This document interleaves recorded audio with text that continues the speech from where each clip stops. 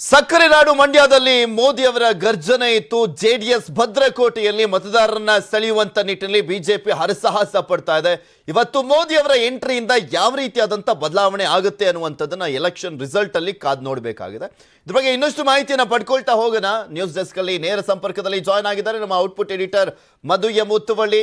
ಮಧು, ಬೆಂಗಳೂರಲ್ಲಿ ಸಮಾವೇಶ ಮಾಡಬಹುದಿತ್ತು ಅಥವಾ ಮೈಸೂರಲ್ಲಿ ಮಾಡಬಹುದಿತ್ತು, ಆದ್ರೆ ಇಲ್ಲಿ ಇದ್ದಿದ್ದಂತ ಉದ್ದೇಶ ಮಂಡ್ಯ ರಾಮನಗರದಲ್ಲಿ ಅಸ್ತಿತ್ವವನ್ನ ನಾವು ನಮ್ಮ ಶಾಸಕರನ್ನ ಆಯ್ಕೆ ಮಾಡ್ಕೊಳ್ಬೇಕು ಅಂದ್ರೆ ರೋಡ್ ಶೋ ಸಮಾವೇಶ ತುಂಬಾ ಅನಿವಾರ್ಯತೆ ಇತ್ತು ಅನ್ನೋದು ಬಿಜೆಪಿಯ ಲೆಕ್ಕಾಚಾರ ಆಗಿತ್ತು. ಅದರಂತೆ ಇವತ್ತು ಮೋದಿ ಅವರು ಬಂದು ಭಾಷಣವನ್ನ ಮಾಡಿದ್ರು. ಇದು ಎಷ್ಟರ ಮಟ್ಟಿಗೆ ವರ್ಕೌಟ್ ಆಗುತ್ತೆ ಆಮೇಲೆ ನೋಡ್ಬೇಕು. ಬಟ್ ಮೋದಿ ಅವರ ಎಂಟ್ರಿ ಇದೆಯಲ್ಲ ಮಂಡ್ಯಕ್ಕೆ, ಯಾವ ರೀತಿಯಾಗಿ ವಿಶ್ಲೇಷಣೆ ಮಾಡ್ಬೋದು? ಪೃಥ್ವಿ, ಹಳೆ ಮೈಸೂರು ಅದರಲ್ಲೂ ಒಕ್ಕಲಿಗರ ಕೋಟೆ ಅಂತ ಬಂದ್ರೆ ಅಕ್ಕಪಕ್ಕದ 5-6 ಜಿಲ್ಲೆಗಳಿದ್ರೂ ಕೂಡ ಮಂಡ್ಯದ ಅಸ್ಮಿತೆ ಬೇರೆ. ಸೊ ಮಂಡ್ಯದ ಗೌಡರು ಅತ್ಯಂತ ಒಕ್ಕಲಿಗ ಕೋಟೆ ಅಂತ ಬಂದ್ರೆ, ಒಕ್ಕಲಿಗ ಸಮುದಾಯ ಅಂತ ಬಂದ್ರೆ ಮಂಡ್ಯಕ್ಕಿರೋ ಕದರು ಮತ್ತು ಅಸ್ಮಿತೆ ಖಂಡಿತ ಒಂದು ನೆಕ್ಸ್ಟ್ ಲೆವೆಲ್ ಅಲ್ಲಿ ಇದೆ. ಹೀಗಾಗಿ ಮಂಡ್ಯವನ್ನ ಮೊದಲ ಆಯ್ಕೆಯಾಗಿ ಮಾಡ್ಕೊಂಡಿರುವಂತದ್ದು. ಇನ್ನು ಅಲ್ಲಿ ಮಂಡ್ಯದ ನೆಲದಲ್ಲಿ ನಿಂತು ಅಲ್ಲಾದಂತ ಒಂದು ರೋಡ್ ಶೋ ಮತ್ತು ರೋಡ್ ಶೋ ಆದ ನಂತರ ಮಾಡಿದಂತ ಭಾಷಣ, ಇಲ್ಲಿ ಮೋದಿ ಅವರು ಪ್ರಸ್ತಾಪ ಮಾಡಿರುವಂತ ಒಂದು ಭಾವನಾತ್ಮಕ ಅಸ್ತ್ರ ಅಂದ್ರೆ ಜಗತ್ತಿಗೆ ಅಥವಾ ಈ ಜಗತ್ತಿನಲ್ಲಿರುವಂತಹ ಈ ರಾಜಕೀಯ ಜಗತ್ತಿನಲ್ಲಿರುವಂತಹ ಪ್ರತಿಪಕ್ಷಗಳ ನಾಯಕರುಗಳಿಗೆ ಮೋದಿಯ ಸಮಾಧಿಯ ಕೆಲಸದಲ್ಲಿ ಬ್ಯುಸಿ ಆಗಿದ್ದಾರೆ ಪ್ರತಿಪಕ್ಷದ ನಾಯಕರು. ಆದ್ರೆ ಮೋದಿ ಹೈವೇ ನಿರ್ಮಾಣದ ಕೆಲಸದಲ್ಲಿ ಬ್ಯುಸಿ ಆಗಿದ್ದಾರೆ ಅನ್ನುವಂತ ಮಾತನ್ನ ಹೇಳುವ ಮೂಲಕ ನಮ್ಮ ಆದ್ಯತೆ ಮತ್ತು ನಮ್ಮ ಗಮನ ಇರುವಂತದ್ದು ಅಭಿವೃದ್ಧಿ. ಪ್ರತಿಪಕ್ಷಗಳ ರೀತಿ ವೈಯಕ್ತಿಕ ರಾಜಕಾರಣ ಅಥವಾ ನೀಚ ರಾಜಕಾರಣ ಮಾಡುವಂತ ಒಂದು ಮನಸ್ಥಿತಿಯಲ್ಲ ಅಂತ ಒಂದು ಸಂದೇಶವನ್ನ ಕೊಡುವ ಮೂಲಕ ಅಭಿವೃದ್ಧಿಗೆ ಮತ ಹಾಕಬೇಕು ಈ ಭಾಗದಲ್ಲಿ, ಮತ್ತು ಮುಂದಿನ ಚುನಾವಣೆಯಲ್ಲಿ ನಮಗೊಂದು ಮನ್ನಣೆಯನ್ನು ಕೊಡಬೇಕು ಅನ್ನುವಂತ ಒಂದು ಮನವಿಯನ್ನ ಪರೋಕ್ಷವಾಗಿ ಮಾಡ್ಕೊಂಡಿದ್ದಾರೆ. ಮತ್ತೊಂದು ಸೂಕ್ಷ್ಮವಾಗಿ ಗಮನಿಸಬೇಕಾಗಿರುವಂತಹ ಅಂಶ, ನೇರವಾಗಿ ಇಲ್ಲೂ ಕೂಡ ಕಾಂಗ್ರೆಸ್ ಹೆಸರನ್ನ ತೆಗೆದುಕೊಂಡು ಲೂಟಿ, ಕೋಟ್ಯಾಂತರ ಹಣವನ್ನ, ಸಾವಿರಾರು ಕೋಟಿಯನ್ನ ಲೂಟಿ ಮಾಡಿದೆ ಮತ್ತು ಕಾಂಗ್ರೆಸ್ ನಂತಹ ಸರ್ಕಾರದಿಂದ ಅಭಿವೃದ್ಧಿ ಶೂನ್ಯ ಅನ್ನುವಂತ ಮಾತನ್ನ ಹೇಳಿದ್ರೆ ಹೊರತು ಒಕ್ಕಲಿಗ ಕೋಟೆಯ ಪ್ರಬಲ ಅಸ್ತಿತ್ವವಾಗಿರುವಂತಹ ಅಥವಾ ಪ್ರಬಲ ಶಕ್ತಿಯಾಗಿರುವಂತಹ ಜೆಡಿಎಸ್ ವಿಚಾರದಲ್ಲಾಗಲಿ ಅಥವಾ ಜೆಡಿಎಸ್ ನಾಯಕರ ವಿಚಾರದಲ್ಲಾಗಲಿ ಮೋದಿ ಅವರು ಎಲ್ಲೂ ಕೂಡ ಯಾವುದೇ ಮಾತನ್ನ ನೇರವಾಗಿ ಹೇಳಿಲ್ಲ. ಕಾಂಗ್ರೆಸ್ ಮತ್ತು ಜೊತೆ ಇರುವಂತವರು ಮೋದಿಯ ಸಮಾಧಿಯ ಕನಸನ್ನ ಕಾಣ್ತಾ ಇದ್ದಾರೆ ಅನ್ನುವಂತ ಒಂದು ಮಾತನ್ನ ಜೊತೆ ಇರುವಂತವರು ಅಂತ ಹೇಳುವ ಮೂಲಕ ಅಷ್ಟಕ್ಕೆ ಮಾತ್ರ ಸೀಮಿತ ಮಾಡಿದ್ದಾರೆ. ಇಲ್ಲಿ ಬಹುತೇಕ ರಾಜಕೀಯ ಇದ್ರೂ ಕೂಡ ರಾಜಕೀಯದ ಹೊರತಾಗಿ ಅಭಿವೃದ್ಧಿ ಆಧಾರಿತವಾಗಿರುವಂತಹ ಒಂದು ಮಾತು, ಸಂದೇಶ, ಕರೆ, ಮನವಿಯನ್ನ ಕಂಡ್ವಿ ಈ ಒಂದು ಭಾಷಣದಲ್ಲಿ. ಇನ್ನು ಈ ರೋಡ್ ಶೋ ಮೂಲಕ ಪಕ್ಷದಲ್ಲಿ ನಾಯಕತ್ವದ ಕೊರತೆ ಇದೆ, ಸ್ಥಳೀಯವಾಗಿ ಕಾರ್ಯಕರ್ತರಿಗೆ ಒಂದು ಉತ್ತೇಜನ ಅಥವಾ ಒಂದು ದೂರದೃಷ್ಟಿಯ ನಾಯಕತ್ವ ಅಥವಾ ಒಂದು ಬಲದ ಕೊರತೆ ಇದೆ. ಆ ಕೊರತೆಯನ್ನ ದಿಲ್ಲಿಯ ನಾಯಕರಾಗಿ ಮೋದಿಯೇ ತುಂಬುವಂತ ಒಂದು ಪ್ರಯತ್ನವನ್ನ, ಆ ಒಂದು ಉತ್ತೇಜನವನ್ನ, ಪ್ರೇರಣೆಯನ್ನು ಕೊಡುವಂತ ಪ್ರಯತ್ನವನ್ನ ಈ ರೋಡ್ ಶೋ ಮೂಲಕ ಮಾಡಿರುವಂತದ್ದು. ಮತ್ತು ಈ ಒಂದು ಕಣ್ಣಿಗೆ ರಾಚುವಂತಹ ಹೆದ್ದಾರಿಯ ಅಭಿವೃದ್ಧಿ ಕಾಮಗಾರಿ ಏನಿದೆ ಆ ಬಗ್ಗೆ ಉಲ್ಲೇಖ ಮಾಡ್ತಾ ಇವತ್ತು ಇಡೀ ರಾಷ್ಟ್ರ ಮೈಸೂರು ಬೆಂಗಳೂರು ಹೈವೇ ಬಗ್ಗೆ ಮಾತನಾಡ್ತಾ ಇದೆ. ಸೋಷಿಯಲ್ ಮೀಡಿಯಾದಲ್ಲಿ ಈ ಬಗ್ಗೆ ದೊಡ್ಡ ಚರ್ಚೆ ಆಗ್ತಾ ಇದೆ. ನಿಜವಾಗಿಯೂ ಕೂಡ ಯುವ ಜನತೆ ಹೆಮ್ಮೆ ಪಡುವಂತಹ ದಿನ ಇದು. ಮತ್ತು ಈ ಒಂದು ಭಾಗದ ಜನರಿಗೆ ಇಂಥದ್ದೊಂದು ಅಭಿವೃದ್ಧಿಗೆ ಈ ಭಾಗದ ಜನ ಅರ್ಹವಾಗಿದ್ದಾರೆ. ಈ ಅರ್ಹ ಫಲಾನುಭವಿಗಳಿಗೆ ಸೇವೆಯನ್ನ ಮಾಡುವಂತಹ ಒಂದು ಸಂದರ್ಭ ಅನ್ನುವಂತ ಒಂದು ಮಾತನ್ನ ಹೇಳುವ ಮೂಲಕ ಈಗಾಗಲೇ ಸೋಷಿಯಲ್ ಮೀಡಿಯಾದಲ್ಲಿ ಕಳೆದ 1 ತಿಂಗಳಿಂದ ಅಥವಾ ಅದಕ್ಕೂ ಹೆಚ್ಚಿನ ದಿನಗಳಿಂದ ಕ್ರೆಡಿಟ್ ವಾರ್ ನಡೀತಾ ಇದೆ ಮತ್ತು ಕ್ಲೋಸ್ ಟು ಮೋದಿ ಅವರ ವಿಸಿಟ್ ಕ್ರೆಡಿಟ್ ವಾರ್ ಜೋರಾಗಿದೆ. ಆ ಒಂದು ಕ್ರೆಡಿಟ್ ವಾರ್ ನ ಕೂಡ ಪರೋಕ್ಷವಾಗಿ ಇಲ್ಲಿ ಸ್ಮರಿಸಿಕೊಂಡಿದ್ದಾರೆ. ಸೊ ಈ ಮೂಲಕ ಬಿಜೆಪಿಯ ಡಬಲ್ ಎಂಜಿನ್ ಸರ್ಕಾರದ ಒಂದು ಅಭಿವೃದ್ಧಿ ದೂರದೃಷ್ಟಿ ಹೇಗಿರುತ್ತೆ, ರೈತರಿಂದ ಹಿಡಿದು ಮೂಲಸೌಕರ್ಯದವರೆಗೆ ಪ್ರವಾಸೋದ್ಯಮ, ಈ ಎಲ್ಲ ಮೂಲಸೌಕರ್ಯದ ಕಾಮಗಾರಿಗಳ ಮೂಲಕ ಉದ್ಯೋಗ ಸೃಷ್ಟಿಗೆ ಅನುವು ಮಾಡಿಕೊಡುತ್ತೆ.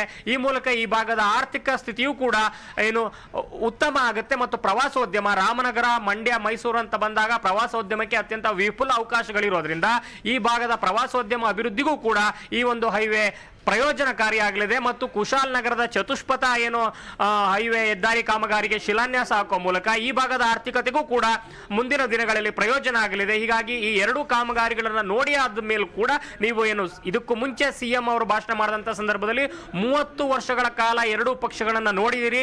ಈಗ ಅಭಿವೃದ್ಧಿ ಆಧಾರದಲ್ಲಿ ಮತ್ತು ಭವಿಷ್ಯದ ದೃಷ್ಟಿಕೋನದಲ್ಲಿ ಒಂದು ಅವಕಾಶವನ್ನ ಕೊಡಿ ಅನ್ನೋಂತ ಒಂದು ಮಾತನ್ನ ಹೇಳಿದ್ರೆ ಅದರಲ್ಲಿ ಒಂದು ಜಾಣ್ಮೆಯನ್ನ ಕಾಣಬಹುದು. ಹೇಗಂದ್ರೆ ಇಷ್ಟು ದಿವಸ ಆದ್ಮೇಲೆ ಒಕ್ಕಲಿಗರಿಗೆ ಒಂದು ಅವಕಾಶ ಬಂದಿದೆ, ಸಿಎಂ ಆಗ್ಲಿಕ್ಕೆ ಸಂಪೂರ್ಣವಾಗಿ ಪರಿಪೂರ್ಣ ಅಧಿಕಾರದೊಂದಿಗೆ ಬಹುಮತದೊಂದಿಗೆ ಅವಕಾಶ ಕೊಡಿ ಅಂತ ಏನು ಡಿ ಕೆ ಶಿವಕುಮಾರ್ ಪದೇ ಪದೇ ಸಮುದಾಯದ ಜಾತಿ ಅಸ್ಮಿತೆಯ ಕಾರ್ಡ್ ಅನ್ನ ಏನು ಬಳಸ್ತಾ ಇದ್ರು, ಅದಕ್ಕೆ ಕೌಂಟರ್ ಕಾರ್ಡ್ ಆಗಿ ಅಭಿವೃದ್ಧಿಯ ಕಾರ್ಡ್ ಅನ್ನ ಬಿಜೆಪಿ, ಮೋದಿ ಮತ್ತು ಸಿಎಂ ಬೊಮ್ಮಾಯಿ ಅವರು ಪ್ರಯೋಗ ಮಾಡಿರುವಂತದ್ದು. ಈ ಒಂದು ಪ್ರಯೋಗ ಆ ಸಂಘಟನೆಗೆ ಅಷ್ಟೇ ಸೀಮಿತವಾಗಿರುತ್ತಾ ಅಥವಾ ಅಲ್ಲಿನ ಏನು ಜನಸ್ಪಂದನೆ, ಏನು ಪ್ರೀತಿ, ವಿಶ್ವಾಸ, ಒಂದು ಮಮಕಾರವನ್ನ ಏನು ಮೋದಿ ಅವರು ಜ್ಞಾಪಿಸಿಕೊಂಡ್ರು, ರಾಜ್ಯದ ಬೇರೆ ಬೇರೆ ಭಾಗಗಳಲ್ಲಿ ಹೋದಂತ ಸಂದರ್ಭದಲ್ಲಿ ನನಗೆ ಅಭೂತಪೂರ್ವವಾದಂತ ಸ್ವಾಗತ ಸಿಕ್ಕಿದೆ, ಪ್ರೀತಿ ವಿಶ್ವಾಸವನ್ನ ತೋರಿದರೆ, ಅದರಲ್ಲೂ ಕೂಡ ಮಂಡ್ಯದ ಜನತೆ ಇವತ್ತು ತೋರಿರುವಂತ ಏನು ಒಂದು ಸ್ವಾಗತ ಮತ್ತು ಪ್ರೀತಿ ಮಮಕಾರಗಳು ಅತ್ಯಂತ ಸಿಹಿಯಾದುದು. ಸಕ್ಕರೆ ನಾಡು ಅನ್ನುವಂತ ಹೆಸರಿಗೆ ಏನು ಸೂಕ್ತವಾಗಿ ನೀವು ಅಷ್ಟೊಂದು ಪ್ರೀತಿಯನ್ನ ಸಿಹಿಯಾಗಿ ಮಧುರವಾಗಿ ಕೊಟ್ಟಿದ್ದೀರಾ ಅನ್ನುವಂತ ಒಂದು ಮಾತನ್ನು ಹೇಳಿದರೆ, ಆ ಮಧುರತೆ ಸಿಹಿ ಅನ್ನುವಂಥದ್ದು ಮುಂದಿನ ಚುನಾವಣೆಯಲ್ಲಿ ಹಾಗೆ ಉಳಿಯುತ್ತಾ ಕ್ಯಾರಿ ಫಾರ್ವರ್ಡ್ ಆಗುತ್ತಾ ಅನ್ನುವಂಥದ್ದು ಕುತೂಹಲ. ಆದರೆ ಇವತ್ತಿನ ಮಟ್ಟಿಗಂತೂ ಮೆಗಾ ಶೋ ಅಂತ ಕರಿಬಹುದು. ಮಂಡ್ಯದಲ್ಲಿ ಒಂದು ಸಂಘಟನೆಯ ವಿಚಾರದಲ್ಲಿ, ನಾಯಕತ್ವದ ವಿಚಾರದಲ್ಲಿ ಕೊರತೆ ಕಾಣ್ತಿರುವಂತಹ ಸಂದರ್ಭದಲ್ಲಿ ಏನು ಅಧಿಕಾರದ ಸಮತೋಲನ ಮತ್ತು ಬಹುಮತದ ಲೆಕ್ಕಾಚಾರಗಳಿಗೆ ಹಳೆ ಮೈಸೂರು ಎಷ್ಟು ಇಂಪಾರ್ಟೆಂಟ್ ಅಂತ ಈ ಸಲದ ಚುನಾವಣೆಯಲ್ಲಿ ತಲೆಕೆಡಿಸಿಕೊಂಡಿರುವಂತಹ ಏನು ಬಿಜೆಪಿ ಮತ್ತು ಮೋದಿ ನೇತೃತ್ವದ ಕೇಂದ್ರ ಮತ್ತು ರಾಜ್ಯ ಸರ್ಕಾರ ಎರಡಕ್ಕೂ ಕೂಡ ಈ ಸಲ ಈ ಒಂದು ಇವತ್ತಿನ ಶೋ ಒಂದು ಮಟ್ಟಿಗೆ ಅಲ್ಲಿನ ಕಾರ್ಯಕರ್ತರಿಗೆ ಪ್ರೇರಣೆಯಂತೂ ನೀಡಿದೆ. ಪೃಥ್ವಿ ಎಸ್ ಮಧು, ನಾನು ಈಗ ಅಮಿತ್ ಶಾ ಅವರು ಕೂಡ ಈ ಹಿಂದೆ ಬಂದಿದ್ರು. ಇನ್ನು ನರೇಂದ್ರ ಮೋದಿ ಅವರು ಮಂಡ್ಯದಲ್ಲೇ ಇವತ್ತು ಸಮಾವೇಶವನ್ನ ಮಾಡಿದ್ರು. ನರೇಂದ್ರ ಮೋದಿ ಅವರ ಪ್ರತಿ ಭಾಷಣದಲ್ಲೂ ಕೂಡ ಈಗ ರಾಜ್ಯದಲ್ಲಿ ಬರ್ತಾ ಇರುವಂತ ಸಂದರ್ಭದಲ್ಲಿ ಅವ್ರು ಮಾತನಾಡೋದು ಡಬಲ್ ಇಂಜಿನ್ ಅಭಿವೃದ್ಧಿ, ನಾವು ಅನುದಾನ ಏನ್ ಕೊಟ್ಟಿದ್ದೀವಿ, ಕರ್ನಾಟಕಕ್ಕೆ ಯಾವ್ಯಾವ ರೀತಿಯಾಗಿ ಕೊಡುಗೆಯನ್ನ ಕೊಟ್ಟಿದ್ದೀವಿ ನಮ್ಮ ಸರ್ಕಾರ ಬಂದ ನಂತರ 9 ವರ್ಷದಲ್ಲಿ ಅಂತ ಹೇಳ್ತಾರೆ. ಅದೇ ಅಮಿತ್ ಶಾ ಅವರು ಮಂಡ್ಯ ನೆಲದಲ್ಲಿ ನಿಂತ್ಕೊಂಡಂತ ಸಂದರ್ಭದಲ್ಲಿ ಮಾತನಾಡ್ಬೇಕಾದ್ರೆ JDS ಬಗ್ಗೆ ಮಾತನಾಡ್ತಾರೆ, ಕುಟುಂಬ ರಾಜಕಾರಣದ ಬಗ್ಗೆ ಮಾತನಾಡ್ತಾರೆ, ಅಡ್ಜಸ್ಟ್ಮೆಂಟ್ ರಾಜಕಾರಣದ ಬಗ್ಗೆ ಮಾತನಾಡ್ತಾರೆ, ಅದರ ಜೊತೆಗೆ ರಾಮ ಮಂದಿರದ ಬಗ್ಗೆ ಮಾತನಾಡ್ತಾರೆ, ಹಿಂದುತ್ವದ ಬಗ್ಗೆ ಮಾತನಾಡ್ತಾರೆ.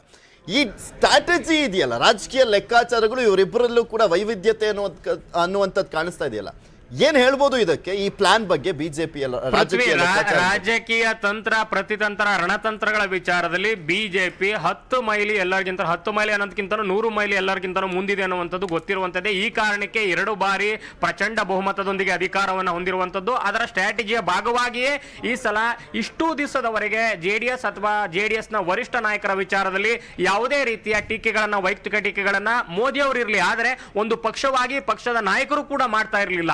ಅದನ್ನ ಸ್ಥಳೀಯ ನಾಯಕತ್ವದ ಹೆಗಲಿಗೆ ಬಿಟ್ಟಿದ್ರು. ಆದ್ರೆ ಇದೇ ಮೊದಲ ಬಾರಿಗೆ ಈ ಚುನಾವಣೆಯಲ್ಲಿ ಅಮಿತ್ ಶಾ ಅವರು ಮಂಡ್ಯದಲ್ಲಿ ಏನು ಕಾರ್ಯಕ್ರಮ ಮಾಡಿದ್ರು, ಅದಾದ ನಂತರ ಇಲ್ಲಿನ ಸ್ಟ್ರಾಟಜಿ ಹೇಗೆ ಬಿಜೆಪಿ ರೀಸ್ಟ್ರಾಟಜೈಸ್ ಮಾಡ್ಕೊಂಡಿದೆ ಅನ್ನುವಂಥದ್ದು ಅವರ ಭಾಷಣದಲ್ಲೇ ಗುರುತಾಯಿತು. ಸೊ ಅದಾದ ನಂತರ ಮೋದಿ ಅವರು ಕೂಡ ಇವತ್ತಿನ ಭಾಷಣದಲ್ಲಿ ಅಂತದ್ದೇ ಒಂದು ಮೊಣಚಾದ ಮಾತುಗಳಿಂದ ಏನಾದರೂ JDS ಕಾಲೆಳೆಯುವ ಅಥವಾ ಒಂದು ಕೌಂಟರ್ ಕೊಡುವಂತ ಪ್ರಯತ್ನವನ್ನ ಅಥವಾ ಮೆಸೇಜ್ ಕೊಡುವಂತ ಪ್ರಯತ್ನವನ್ನ ಮಾಡ್ತಾರಾ ಅನ್ನೋ ಕುತೂಹಲ ಇತ್ತು. ಆದ್ರೆ ಮೋದಿಯವರು ದೇವೇಗೌಡರ ಬಗ್ಗೆ ಅಥವಾ ಏನು JDS ಪಕ್ಷದ ವಿಚಾರದಲ್ಲಿ ಅಥವಾ JDS ವರಿಷ್ಠರ ವಿಚಾರದಲ್ಲಿ ನಡ್ಕೊಳ್ಳುವಂತ ರೀತಿ ದೃಶ್ಯಗಳಲ್ಲಿ, ಚಿತ್ರಗಳಲ್ಲಿ ನಾವು ಈಗಾಗಲೇ ನೋಡಿದ್ದೀವಿ. ಸೊ ಈ ಒಂದು ಹಿನ್ನೆಲೆಯಲ್ಲಿ ಈ ಭಾಗದ ಒಂದು ಅಸ್ಮಿತೆ, ಒಂದು ಒಕ್ಕಲಿಗ ಅಸ್ಮಿತೆ ಅಂತ ಬಂದಾಗ ಒಬ್ಬ ಮಾಜಿ ಪ್ರಧಾನಿ, ಸದ್ಯ ಏನು ಆಕ್ಟಿವ್ ಆಗಿರುವಂತಹ ಒಬ್ಬ ಮಾಜಿ ಪ್ರಧಾನಿ ರಾಜಕೀಯವಾಗಿ ಆ ಒಂದು ಆಯಾಮದಲ್ಲಿ ನೋಡೋದಾದ್ರೆ ಅವರ ಬಗ್ಗೆ ಮಾತನಾಡುವಂತ ಸಂದರ್ಭದಲ್ಲಿ ಅದು ಕೊಡುವಂತ ಸಂದೇಶವೇ ಬೇರೆ. ಅದು ಈ ಕ್ಷಣಕ್ಕೆ ಚಪ್ಪಾಳೆ ಸಿಳ್ಳೆಗಳನ್ನ ಏನು ಗಿಟ್ಟಿಸ್ಕೊಂಡ್ರು ಕೂಡ ಅದರ ದೂರಗಾಮಿ ಪರಿಣಾಮಗಳು ಚುನಾವಣೆಯ ಹೊತ್ತಿನಲ್ಲಿ ಸಂಪೂರ್ಣವಾಗಿ ಭಿನ್ನವಾಗಿರುತ್ತೆ. ಈ ಕಾರಣಕ್ಕೇನೆ ಅವರು ಭಾವನಾತ್ಮಕವಾಗಿ ಅವರನ್ನ ಕೆಣಕುವಂತ ಪ್ರಯತ್ನವನ್ನ ಮಾಡದೆ ಅಭಿವೃದ್ಧಿ ಆಧಾರದಲ್ಲಿ ಮಾತನಾಡಿ ಈ ಒಂದು ಭಾವನಾತ್ಮಕತೆ ಅಥವಾ ಒಂದು ಏನು ಜನರಿಗೆ ಅಥವಾ ಕಾರ್ಯಕರ್ತರಿಗೆ, ಈ ಭಾಗದ ಜನರಿಗೆ ಬೇರೆ ಸಂದೇಶವನ್ನು ಕೊಡಬೇಕು ಅನ್ನುವಂಥ ವಿಚಾರದಲ್ಲಿ ತಮ್ಮನ್ನ ತಾವೇ ಏನು ಗುರುತಿಸಿಕೊಂಡು ಇಲ್ಲಿ ಮೋದಿಯ ಸಮಾಧಿಯನ್ನ ಅಗೆಯಲಿಕ್ಕೆ ಪ್ರಯತ್ನ ಮಾಡ್ತಾ ಇದ್ದಾರೆ ಅನ್ನುವಂಥ ಒಂದು ಮಾತನ್ನ ಹೇಳೋ ಮೂಲಕ ಅವರ ಒಂದು ವ್ಯಕ್ತಿತ್ವಕ್ಕೆ ಸೀಮಿತವಾಗಿ ಭಾವನಾತ್ಮಕ ಅಸ್ತ್ರವನ್ನ ಪ್ರಯೋಗ ಮಾಡಿದ್ದಾರೆ ಹೊರತು ಪ್ರತಿಪಕ್ಷದ, ಅದರಲ್ಲೂ ಕೂಡ ಪ್ರಮುಖವಾಗಿ ಜಾತ್ಯತೀತ ಜನತಾದಳದ ವರಿಷ್ಠರು ಅಥವಾ ಆ ಪಕ್ಷದ ನಾಯಕರು ಅಥವಾ ಆ ಪಕ್ಷದ ಹೆಸರನ್ನ ನೇರವಾಗಿ ಎತ್ತುಕೊಳ್ಳದೆ ಯಾವುದೇ ರೀತಿಯ ಟೀಕೆಗಳನ್ನ ಮಾಡದೆ ಇಲ್ಲಿ ಅಭಿವೃದ್ಧಿ ಆಧಾರಿತ ಒಂದು ಲೆಕ್ಕಾಚಾರ, ಮತದಾನಕ್ಕೆ ನೀವು ಮನ್ನಣೆಯನ್ನ ಕೊಡಬೇಕು, ಆ ಒಂದು ರಾಜಕಾರಣಕ್ಕೆ ಮನ್ನಣೆಯನ್ನು ಕೊಡಬೇಕು ಅನ್ನುವಂಥ ಸಂದೇಶವನ್ನು ಕೊಡೋ ಮೂಲಕ ಒಂದು ಸೇಫ್ ಗೇಮ್ ಅಥವಾ ಒಂದು ಡಿಫೆನ್ಸಿವ್ ಮೋಡ್ ಅಲ್ಲಿ ಇಲ್ಲಿ ನಮ್ಮ ಉದ್ದೇಶ ಯಾವತ್ತೂ ಕೂಡ ವೈಯಕ್ತಿಕ ದಾಳಿಗಳಲ್ಲ ಅಥವಾ ಯಾವುದೇ ಅಜೆಂಡಾಗಳಿಲ್ಲ, ಇಲ್ಲಿ ನಮ್ಮ ಉದ್ದೇಶ ಅಭಿವೃದ್ಧಿ ಅನ್ನುವಂತ ಒಂದು ಸಂದೇಶವನ್ನು ಕೊಡೋ ಮೂಲಕ ಮುಂದಿನ ದಿನಗಳಲ್ಲಿ ಇದಕ್ಕೆ ಮನ್ನಣೆಯನ್ನು ಕೊಡಿ ಅನ್ನುವಂತ ಒಂದು ಮನವಿಯನ್ನ ಪರೋಕ್ಷವಾಗಿ ಈಗ ನಾವು ಅಮಿತ್ ಶಾ ಅವರು ಮಾತನಾಡಬೇಕಾದ್ರೆ ಮಾತನಾಡಿ ಹೋದ ನಂತರ ಸಾಕಷ್ಟು ಅಸ್ತ್ರಗಳು ಸಿಗ್ತಾ ಇತ್ತು ಕುಮಾರಸ್ವಾಮಿ ಅವ್ರಿಗಾಗ್ಲಿ ಕಾಂಗ್ರೆಸ್ಗಾಗ್ಲಿ. ನೋಡಿ ಈ ರೀತಿಯಾಗಿ ಬಂದ್ಬಿಟ್ಟು ಬೆಂಕಿ ಹಚ್ಚಿ ಹೋಗ್ತಾ ಇದ್ದಾರೆ ಅಂತೆಲ್ಲ ಮಾತನಾಡ್ತಾ ಇದ್ರು. ಈಗ ನರೇಂದ್ರ ಮೋದಿ ಅವರ ಭಾಷಣದಲ್ಲಿ ಯಾವುದು ಕೂಡ ಕಾಣಿಸ್ತಾ ಇಲ್ಲ. ಸೊ ಹೀಗಾಗಿ ಅಸ್ತ್ರಗಳು ಅನ್ನುವಂಥದ್ದು ಕಡಿಮೆನೆ. ಇನ್ನೂ ಒಂದ್ ಕಡೆ ಇದನ್ನ ನೆಗ್ಲಿಜೆನ್ಸ್ ಅಂತ ಮಾಡಕ್ಕೆ ಆಗೋದಿಲ್ಲ JDS ಮತ್ತೆ ಕಾಂಗ್ರೆಸ್. ಯಾಕೆಂದ್ರೆ DK ಶಿವಕುಮಾರ್ ಅವರಾಗ್ಲಿ ಅಥವಾ ಕುಮಾರಸ್ವಾಮಿ ಅವರಾಗ್ಲಿ ಅವರಿಬ್ಬರಿಗೂ ಕೂಡ ತುಂಬಾ ಇಂಪಾರ್ಟೆಂಟ್ ಮಂಡ್ಯ ಮತ್ತು ರಾಮನಗರ ಜಿಲ್ಲೆಯಲ್ಲಿ ಗೆಲ್ಲುವಂಥದ್ದು ಬೇಕೇ ಬೇಕಾಗಿದೆ. ಅವರ ಬಲವನ್ನ ಹೆಚ್ಚಿಸ್ಕೊಳ್ಬೇಕು ಅಂದ್ರೆ ಈ ಎರಡು ಜಿಲ್ಲೆಗಳು ತುಂಬಾ ಇಂಪಾರ್ಟೆಂಟ್. ನರೇಂದ್ರ ಮೋದಿಯವರು ಬಂದ ನಂತರ ಆಗುವಂತ ಎಫೆಕ್ಟ್ಗಳು ಅವರಿಗೆ ಗೊತ್ತಿರುತ್ತೆ, ಯಾವ ರೀತಿಯಾಗಿ ಎಫೆಕ್ಟ್ ಆಗ್ಬೋದು, ಅದು ಎಷ್ಟು ಮಟ್ಟಿಗೆ ಓಟಾಗಿ ಕನ್ವರ್ಟ್ ಆಗುತ್ತೋ ಗೊತ್ತಿಲ್ಲ. ಬಟ್ ಅವರು ಎಚ್ಚೆತ್ಕೊಳ್ಬೇಕಾಗಿದೆ, ಯಾವ ರೀತಿಯಾಗಿ ತಮ್ಮ ಸ್ಟ್ರಾಟಜಿಗಳನ್ನ ಪ್ಲಾನ್ಗಳನ್ನ ಬದಲಾಯಿಸಿಕೊಂಡು ಈಗ ಮತ್ತೆ ಮಂಡ್ಯ ಮತ್ತೆ ರಾಮನಗರ ಅಖಾಡಕ್ಕಿಳಿಬೇಕಾಗಿದೆ ಇವರಿಬ್ರು ಅಂತ. ಈಗ ನೋಡಿ ಪೃಥ್ವಿ, ಎಫೆಕ್ಟ್ ಹೇಗಿದೆ ಅನ್ನೋದಕ್ಕೆ ಕಳೆದ 24 ಗಂಟೆಯಲ್ಲಾಗಿರುವಂತಹ ಬೆಳವಣಿಗೆ ಮತ್ತು ಬದಲಾವಣೆಗಳೇ ಸಾಕ್ಷಿ. ಈಗ ನಿನ್ನೆ ಜೆಡಿಎಸ್ ಅತಿ ದೊಡ್ಡದಾಗಿ ಜಾಹೀರಾತನ್ನ ಪತ್ರಿಕೆಗಳಲ್ಲಿ ಮಾಧ್ಯಮಗಳಲ್ಲಿ ಕೊಟ್ಟಿತ್ತು. ಅಂದ್ರೆ ಈ ದಶಪಥ ಹೆದ್ದಾರಿಯ ಕನಸನ್ನ ಕಂಡವ್ರು ಯಾರು, ಇದಕ್ಕೆ ಬೀಜ ಬಿತ್ತಿದ್ಯಾರು, ಇದರಲ್ಲಿ ದೇವೇಗೌಡರ ಶ್ರಮ ಏನಿದೆ ಅನ್ನುವಂತ ಒಂದು ಸತ್ಯ ಮಿಥ್ಯಗಳು ಅನ್ನುವಂತ ಒಂದು ದೊಡ್ಡ ಜಾಹೀರಾತನ್ನ ಕೊಟ್ಟಿತ್ತು. ಆದ್ರೆ ಅದಾದ 24 ಗಂಟೆಯಲ್ಲಿ ಈ ಹೆದ್ದಾರಿಯಿಂದ ಏನು ಪ್ರಯೋಜನ, ಯಾರಿಗೂ ಅನುಕೂಲ, ಇಲ್ಲಿ ಹಾದು ಹೋಗುವಂತ ರಾಮನಗರ ಮತ್ತು ಬಿಡದಿ ಇರ್ಬೋದು, ರಾಮನಗರ ಇರ್ಬೋದು, ಮಂಡ್ಯ ಜನರಿಗೆ ಏನ್ ಅನುಕೂಲ ಆಗುತ್ತೆ ಅನ್ನುವಂತ ಒಂದು ಮಾತನ್ನ ಕುಮಾರಸ್ವಾಮಿ ಅವರು ಹೇಳಿದ್ದಾರೆ. ಅಂದ್ರೆ ಟ್ವೀಟ್ ಮಾಡಿದ್ರೆ ಇವತ್ತು ಬೆಳಿಗ್ಗೆ. ಅಂದ್ರೆ ಆ ಒಂದು ಗೊಂದಲವನ್ನ ಸೃಷ್ಟಿಸೋದ್ರಲ್ಲೇ ಬಿಜೆಪಿ ಅಥವಾ ಮೋದಿ ಈ ಮಟ್ಟಿಗೆ ಸಕ್ಸಸ್ ಆಗಿದ್ದಾರೆ ಅಂತ ಕಾಣಿಸ್ತಾ ಇದೆ.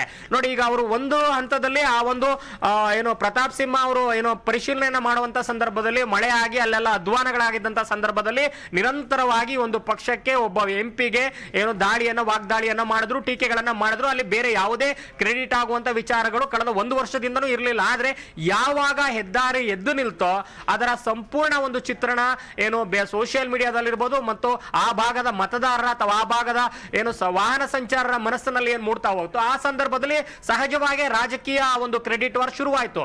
ಆದ್ರೆ ಈ 24 ಗಂಟೆಯಲ್ಲಿ ಹೇಗೂ ಕೂಡ ಇದನ್ನ ನಾವು ಯಾವ ರೀತಿ ಇದನ್ನ ಈ ಕ್ರೆಡಿಟ್ ಅನ್ನ ಒಳಗೊಳ್ಳಿಕ್ಕೆ ಸಾಧ್ಯ ಅನ್ನುವಂತ ಒಂದು ಗೊಂದಲ ಸೃಷ್ಟಿಯಾದಾಗ ಮತ್ತೆ ಟೀಕೆಗೆ ಮರಳಿದ್ದಾರೆ. ಸೊ ಈ ಹಂತದಲ್ಲಿ ಅವರ ಪ್ರತಿಕ್ರಿಯೆಗಳನ್ನು ನೋಡಿ ಬಿಜೆಪಿ ಒಂದು ಮಟ್ಟಿಗೆ ಸಕ್ಸಸ್ ಅನ್ನ ಕಂಡಿದೆ. ಆದ್ರೆ ಇದರ ನಂತರ ಮೋದಿ ಅವರ ವಿಸಿಟ್, ಭಾಷಣ, ರೋಡ್ ಶೋ ಇದೆಲ್ಲದರ ನಂತರ ಜೆಡಿಎಸ್ ಮತ್ತು ಕಾಂಗ್ರೆಸ್ ನಾಯಕರು ಯಾವ ರೀತಿ ಪ್ರತಿಕ್ರಿಯೆ ಕೊಡ್ತಾರೆ ಮತ್ತು ಮುಂದಿನ ದಿನಗಳಲ್ಲಿ ಇನ್ನು ಕ್ರೆಡಿಟ್ ನಾವೇ ಮಾಡಿದ್ದು ಅಂತ ಏನೇ ಹೇಳ್ತಾ ಹೋದ್ರು ಕೂಡ ಸೋಷಿಯಲ್ ಮೀಡಿಯಾದಲ್ಲೂ ಮತ್ತು ಬೇರೆ ಬೇರೆ ಅಲ್ಲಿನ ವರ್ಗದ ಜನರಲ್ಲಿ ಪಕ್ಷಗಳ ವಿಚಾರದಲ್ಲಿ ಹೇಳ್ಕೊಬಹುದು ಕಾರ್ಯಕರ್ತರು. ಆದ್ರೆ ಸಾಮಾನ್ಯ ಜನರು ಅಂತ ಬಂದಾಗ ಇಲ್ಲಿ ಯಾರ ಅವಧಿಯಲ್ಲಿ ಶಿಲಾನ್ಯಾಸ ಆಗಿತ್ತು, ಯಾರ ಅವಧಿಯಲ್ಲಿ ಉದ್ಘಾಟನೆ ಆಗ್ತಾ ಇದೆ, ಅದರ ನಡುವೆ ಬಂದಂತ ಸವಾಲುಗಳೇನು, ಅದಕ್ಕೆ ಯಾವ ಪಕ್ಷದ ಪ್ರತಿಕ್ರಿಯೆ ಹೇಗಿತ್ತು, ಇವೆಲ್ಲವನ್ನು ಕೂಡ ಅಳೆದು ತೂಗಿ ನೋಡುವಂತ ಒಂದು ಮನಸ್ಥಿತಿಯನ್ನ ಜನರಂತೂ, ಅದರಲ್ಲೂ ಕೂಡ ಹಳೆ ಮೈಸೂರಿನ ಜನರಂತೂ ಖಂಡಿತ ಇಟ್ಕೊಂಡಿದ್ದಾರೆ. ಸೊ ಹೀಗಾಗಿ ಇದರ ಹೊರತಾಗಿ ಬಿಜೆಪಿಯನ್ನ ಕಟ್ಟಿ ಹಾಕ್ಲಿಕ್ಕೆ ಏನು ಮಾಡಬೇಕು ಅನ್ನುವಂತ ಒಂದು ಲೆಕ್ಕಾಚಾರದಲ್ಲಂತೂ ನಿಜವಾಗಿಯೂ ಕೂಡ ಮುಳುಗೋಗಿದೆ ಬಿಜೆಪಿ ಮತ್ತು ಕಾಂಗ್ರೆಸ್ ಅಂತ ಕಾಣಿಸ್ತಾ ಇದೆ ಪೃಥ್ವಿ. ಎಸ್ ಮಧು, ಆಕ್ಚುಲಿ ಪ್ಲಾನ್ ಅನ್ನುವಂಥದ್ದು ಇರಲಿಲ್ಲ. ಜೆಡಿಎಸ್ಗೆ ಸಮಾರಂಭದ ಸಂದರ್ಭದಲ್ಲಿ ದೇವೇಗೌಡರನ್ನ ಹತ್ತತ್ರ ಒಂದು 100 ಕಿಲೋಮೀಟರ್ ವರ್ಗು ಕೂಡ ಒಂದು ರೋಡ್ ಶೋವನ್ನ ಮಾಡಬೇಕು ಅನ್ನುವಂಥದ್ದು. ಯಾವಾಗ ಮೋದಿ ಅವರ ಒಂದು ಕಾರ್ಯಕ್ರಮ ಫಿಕ್ಸ್ ಆಯಿತು, ರೋಡ್ ಶೋ ಅನ್ನುವಂಥದ್ದು, ಸಮಾವೇಶ ಅನ್ನುವಂಥದ್ದು ಫಿಕ್ಸ್ ಆಯಿತು, ಅದಾದ ನಂತರ ಘೋಷಣೆ ಆಯಿತು. ಅದು ಎಷ್ಟರ ಮಟ್ಟಿಗೆ ಅನಿವಾರ್ಯತೆ ಅನ್ನುವಂಥದ್ದು ಸೃಷ್ಟಿ ಮಾಡಿಬಿಟ್ಟಿದೆ ಜೆಡಿಎಸ್ಗೆ ಅಂತ ಆ ಭಾಗದಲ್ಲಿ. ದೇವೇಗೌಡರ ಅಸ್ತ್ರ ಪ್ರಯೋಗ ಆಗದೆ ಹೋದ್ರೆ ಸಾಧ್ಯನೇ ಇಲ್ಲ ಅನ್ನುವಂಥದ್ದು ಗೊತ್ತಾಗಿದೆಯಾ ಅಂತ. ಯಾಕೆ ಅಂತದೊಂದು ಅನಿವಾರ್ಯತೆ ಸೃಷ್ಟಿಯಾಗಿದೆ ಅಂದ್ರೆ, ಈಗ ದೇವೇಗೌಡರು ಮಂಡ್ಯ ಅಂತ ಬಂದ್ರೆ ಹಳೆ ಮೈಸೂರಲ್ಲಿ, ಅದರಲ್ಲೂ ಕೂಡ ಮಂಡ್ಯದ ನೀರಾವರಿ ಯೋಜನೆಗಳ ವಿಚಾರದಲ್ಲಿ ದೇವೇಗೌಡರದ ಕೊಡುಗೆ ಮತ್ತು ಮಂಡ್ಯದ ಅಭಿವೃದ್ಧಿಯ ವಿಚಾರದಲ್ಲೂ ಕೂಡ ಈ ಹಿಂದಿನಿಂದಲೂ ಕೂಡ ಅವರ ಕೊಡುಗೆ ಖಂಡಿತ ಅದರಲ್ಲಿ ಪ್ರಶ್ನಾತೀತವಾದದ್ದು. ಸೊ ಹೀಗಾಗಿ ಆ ಒಂದು ಆದ್ರೆ ಜನರ ಮನಸ್ಥಿತಿ ಅಥವಾ ಮತದಾರನ ಮನಸ್ಥಿತಿ ಹೇಗಿದೆ ಅಂತಂದ್ರೆ ತುಂಬಾ ಶಾರ್ಟ್ ಮೆಮೊರಿ ಅಂತ. ಈಗ ಇವರು ತೋರಿಸ್ತಿರುವಂತಹ ಅಭಿವೃದ್ಧಿಯ ವೇಗ, ಈಗ ಇಲ್ಲಿನವರೆಗೆ ಯಾವ ನಾಯಕರು ಅಭಿವೃದ್ಧಿಯನ್ನೇ ಮಾಡಿಲ್ಲ, ಅಭಿವೃದ್ಧಿಯನ್ನ ಮಾಡದೆ ಯಾವೂ ಕೂಡ ಆಗಿಲ್ಲ ಅಂತ ಹೇಳಲಿಕ್ಕೆ ಸಾಧ್ಯ ಇಲ್ಲ. ಆದ್ರೆ ಅದರ ಪ್ರಮಾಣ, ವೇಗ, ಸಂಕಲ್ಪ ಶಕ್ತಿ ಇದೆಲ್ಲವನ್ನು ಕೂಡ ತಕ್ಕಡಿಯಲ್ಲಿಟ್ಟಾಗ ಸದ್ಯದ ಮಟ್ಟಿಗೆ ಬಿಜೆಪಿಯ ಒಂದು ಹೆಜ್ಜೆ ಮುಂದೆ ಇದೆ. ಬಿಜೆಪಿಯ ಒಂದು ಕ್ರೆಡಿಟ್ ವಾರ್ ವಿಚಾರದಲ್ಲಿ ಬಿಜೆಪಿಯ ವೇಗ. ಸೊ ಹೀಗಾಗಿ ಈ ಶಾರ್ಟ್ ಮೆಮೊರಿ ಇರುವಂತ ಒಂದು ಮತದಾರನ ಮನಸ್ಥಿತಿಗೆ ನಾವು ನಮ್ಮ ಒಂದು ಕಾರ್ಯ ಸಂಕಲ್ಪ ಶಕ್ತಿ ಅಥವಾ ನಮ್ಮ ಕಾಮಗಾರಿಗಳು ಅಥವಾ ನಾವೇನು ಅಭಿವೃದ್ಧಿಯನ್ನ ಮಾಡಿದ್ವಿ ಅನ್ನುವಂಥದ್ದನ್ನ ಹೇಳಲಿಲ್ಲ ಅಂದ್ರೆ, ಅಥವಾ ನಮ್ಮ ಒಂದು ಸಮುದಾಯದ ಅಸ್ಮಿತೆಯನ್ನ ಮತ್ತೆ ಜಾಗೃತಿ ಮಾಡಲಿಲ್ಲ ಅಂದ್ರೆ, ಈ ಸಂದರ್ಭದಲ್ಲಿ ಬಿಜೆಪಿ ದೊಡ್ಡ ಪ್ರಮಾಣದಲ್ಲಿ ವ್ಯತ್ಯಾಸವನ್ನ ಮಾಡ್ಲಿಕ್ಕೆ ಆಗಲಿಲ್ಲ ಅಂದ್ರು ಸಂಘಟನೆಯ ಒಳಗೆ ಹೋಗ್ತಾರೆ ಜೆಡಿಎಸ್ಗೆ ನೇರವಾದ ಹೊಡೆತ ಬೀಳುತ್ತೆ. ಹೀಗಾಗಿ ಮತ್ತೆ ಸಮುದಾಯದ ಪರಮೋಚ್ಚ ನಾಯಕರಾಗಿರುವಂತ ಅಥವಾ ಪಕ್ಷದ ವರಿಷ್ಠರಾಗಿರುವಂತ ದೇವೇಗೌಡರನ್ನ ವಾಪಸ್ಸು ರೋಡ್ ಶೋಗೆ, ಅವರ ಅನಾರೋಗ್ಯದ ಹೊರತಾಗಿಯೂ ಕೂಡ ರೋಡ್ ಶೋಗೆ ತರುವುದರ ಮೂಲಕ ಮತ್ತೆ ಸಮುದಾಯದ ಅಸ್ಮಿತೆಯನ್ನ ಮತ್ತೆ ಪುನರ್ ಪ್ರತಿಷ್ಠಾಪನೆ ಮಾಡಬೇಕು ಅನ್ನುವಂತ ಒಂದು ಒತ್ತಡ, ಅಗತ್ಯತೆ ಈಗ ಸೃಷ್ಟಿಯಾಗಿದೆ ಪೃಥ್ವಿ. ಎಕ್ಸಾಕ್ಟ್ಲಿ ಮಧು, ಮತ್ತೊಂದ್ ಕಡೆ ಜೆಡಿಎಸ್ಗೆ ಕಾಂಗ್ರೆಸ್ಗೆ ಚಾಲೆಂಜೇ ಇರಬಹುದು. ಅಲ್ಲಿ ಯಾವಾಗಲೂ ಕೂಡ 1-to-1 ಫೈಟ್ ಅನ್ನೇ ನಾವು ನೋಡ್ತಾ ಇರುವಂತದ್ದು. ಮಂಡ್ಯ ರಾಮನಗರ ಭಾಗದಲ್ಲಿ ಈಗ ತ್ರಿಕೋನ ಫೈಟ್ ಹೇಳ್ಬೇಕು ಅಂದ್ರೆ ಮೋದಿ ಅವರ ಅನಿವಾರ್ಯತೆ ಇತ್ತು. ಕರ್ಕೊಂಬಂದ್ರು, ರೋಡ್ ಶೋ ಮಾಡಿದ್ರು, ಸಮಾವೇಶವನ್ನ ಮಾಡಿದ್ರು, ಅಭಿವೃದ್ಧಿಯ ಮಂತ್ರವನ್ನ ಜಪಿಸ್ತಾ ಇದ್ದಾರೆ. ಇದೆಲ್ಲವೂ ಕೂಡ ಹೌದು. ಆದ್ರೆ ಅವ್ರು ಬಂದು ಹೋಗಿರುವಂತ ಸಂದರ್ಭದಲ್ಲಿ ಇರುವಂತ ವೇವನ್ನ ಉಳಿಸ್ಕೊಳ್ಳುವಂತ ಅನಿವಾರ್ಯತೆ ಎಷ್ಟರ ಮಟ್ಟಿಗಿದೆ ಬಿಜೆಪಿಗೆ, ಯಾವ ರೀತಿಯಾದಂತ ಪ್ರಯತ್ನ ಪಡಬೇಕಾಗಿದೆ ಆ ಭಾಗದಲ್ಲಿ ಅಂತ? ಅನಿವಾರ್ಯತೆ ತುಂಬಾ ಇರೋದ್ರಿಂದಲೇ ಈಗ ಅಲ್ಲಿ ಸ್ಥಳೀಯ ಮುಖಗಳು ಯಾರು ಇಲ್ಲ, ಮತ್ತು ಈಗಾಗಲೇ ಜವಾಬ್ದಾರಿಯನ್ನು ನಾವು ಕೊಟ್ಟಂತವರು ವಾಪಸ್ಸು ಮಂಡ್ಯದ ಕಾರ್ಯಕರ್ತರೇ ವಾಪಸ್ ಕಳಿಸಿರುವಂತದ್ದಿರ್ಬೋದು, ಅಥವಾ ಮಂಡ್ಯಕ್ಕೆ ಹೋಗ್ಲಿಕ್ಕೆ ಇಲ್ಲಿನ ನಾಯಕರು ಕೂಡ ಮನಸ್ಸು ಮಾಡದೇ ಇರುವಂತದ್ದಿರ್ಬೋದು. ಈ ಹಿನ್ನೆಲೆಯಲ್ಲಿ ಸುಮಲತಾ ಅಂತವರನ್ನ ಪಕ್ಷಕ್ಕೆ ತಂದಿರುವಂತದ್ದು ಕೂಡ ಇದೇ ಕಾರಣಕ್ಕೆ ಅಂತ.